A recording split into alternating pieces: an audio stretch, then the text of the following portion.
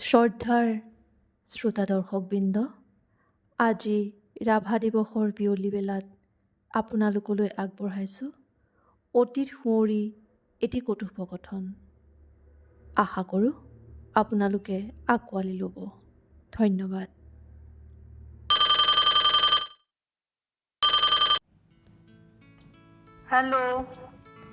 Hello', কি কৰিছ? আছো আৰু ভাগৰে লাগিছে জানানে। তিনিআলিৰ পৰা বজাৰ অলপ কৰি আহিলো। তাতে ৰাভা দিৱস পাতি আছে জানানে। হয় নেকি? গান এটাকে গাই থৈ আহিব লাগিছিলে। মই ফাল্টু। তহঁতৰ তাততো পাতিবই লাগিছিল, আবৃত্তি নকৰিলি নেকি? কোৱা নাই দেখোন, পিছত বন্ধ দিনত পাতিব চাগে। আচ্ছা, আগতে যে আমাৰ বন্ধ থাকে নে কিনো স্কুল? আমি যে কবিতা আবৃত্তি কৰো, কিবা কিবি প্ৰগ্ৰেমো হয় ন। মোৰ যে ৰচনা প্ৰতিযোগিতাত যোগ দিয়াও মনত আছে। আৰু তই যে নাচিছিলি আজলি ছোৱালী, মনত আছে নাই? আছে। আজলি ছোৱালী নানা ফুলে তুলি আনিলো আচল ভৰাই। কি যে বেহুৰা গাইছো। ৰাভাই আহি পিটি থৈ যাবই। সঁচাকে দেই। কিন্তু কি আছিল গানটো তাৰপিছত? কি সজাই ফুলেৰে অতি যতনেৰে বঢ়ালো বৰণ শৰাই। কি মজা আছিল ন সেইবোৰ দিন। তই যে নাচিবলৈ শিকাও আৰু গানটো ইমান ফূৰ্তি লগা। সঁচাকৈয়ে যেন আজলি ছোৱালী এজনী হৈ ফুল তুলি বুটলি ফুৰো। সোমাই গৈছিলো গানটোত একেবাৰে। তই চা না, শব্দবোৰ চা গানবোৰৰ। শিশু মানে শিশুৰ কাৰণে আৰু উমলিব পৰা শব্দ। বিলতে হালিছে ধুনীয়া পদুমী, ফুলনিত ফুলিছে ফুল। সেই ফুলে ফুলে পখিলা উৰিছে, সানিছে ৰেণুৰে বোল। আমি মানে একদম কল্পনা কৰি লৈ গানটোৰ মাজত সোমাই নাচি বাগি থাকিব পৰা ধৰণৰ শব্দ আৰু সুৰবোৰো তেনেকুৱা ন। বিষ্ণু ৰাভা মানে আমাৰ কাৰণে সেই হাঁহি থকা মুখ এখনে আছিলে। যেন গান এটা গাই দিব এতিয়াই। বিশ্বৰ ছন্দে ছন্দে মহানন্দে আনন্দে, যেন সুৰ তাল মানত নাচিয়ে উঠিব। এই যে আজি মন্দিৰৰ দুৱাৰ খোলা গানটো, তই নাচিছিলি এইটো। এই যে অশোক বৰদলৈ ছাৰে শিকাইছিল তোক, মনত আছে? আছে।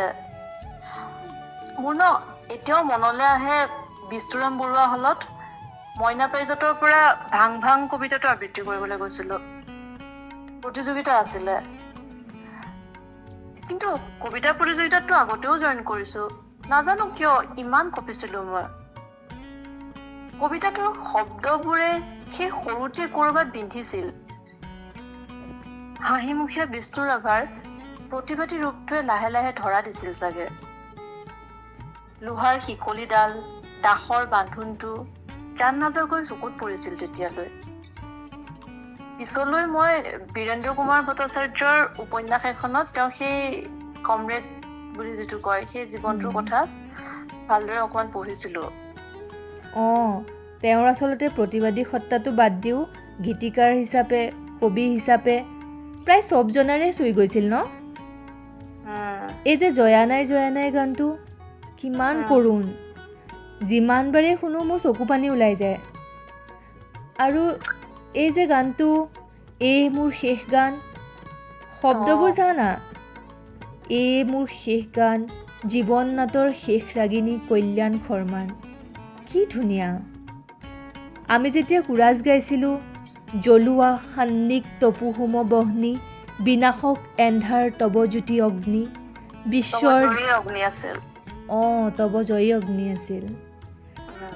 বিশ্বৰ দেউলত জ্ঞানৰ বন্তিৰ আলোকৰে শিখা উঠক নাচি। তোৰ ভাল মনত আছে ইমানখিনি। সঁচাকে বেলেগ এটা স্তৰত তেজ উঠলি উঠিছিল। কিন্তু কোৰাছত কিবা বেলেগ এটা ভাই বাঢ়ি যায়।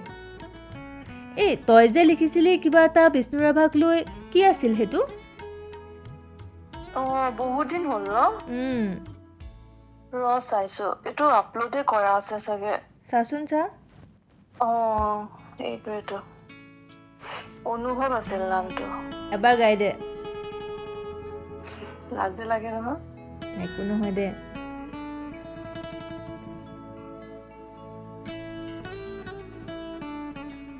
লোহাৰ শিকলিডালত মামৰে ধৰিল, তথাপিচোন নিচিগিল। তুমি যদি সাৰে থাকিলাহেঁতেন বিষ্ণু ৰাভা, কি কৰিলাহেঁতেন? তোমাৰ তেজ ৰঙা চকুৰ পৰাও হয়তো নিগৰিলহেঁতেন হতাশাৰ চকু পানী। হয়তো তুমি বুজিয়েই নাপালাহেঁতেন মুখাৰ আঁৰত কেলি যোৱা কপটতা। মাজৰাতি কেতেকীৰ বিননিত চৰুদ্ধাৰ কৰিব পাৰিলাহেঁতেন নে অসহায় আত্মাৰ আৰ্তনাদ? মামৰে ধৰা শিকলিডালে বৰ বেয়াকৈ চেপি ধৰে ৰাভা।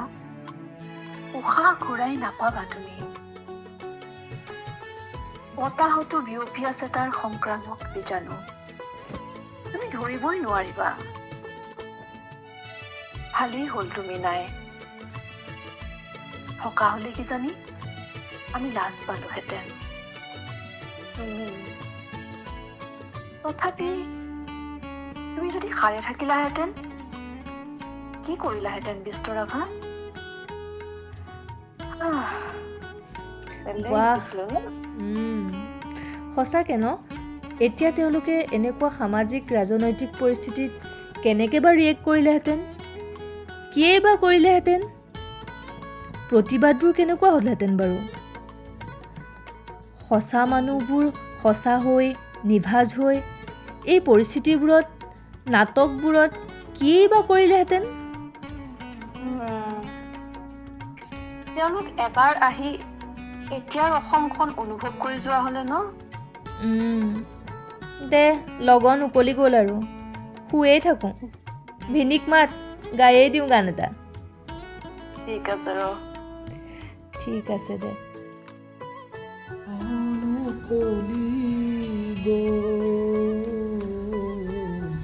তেনে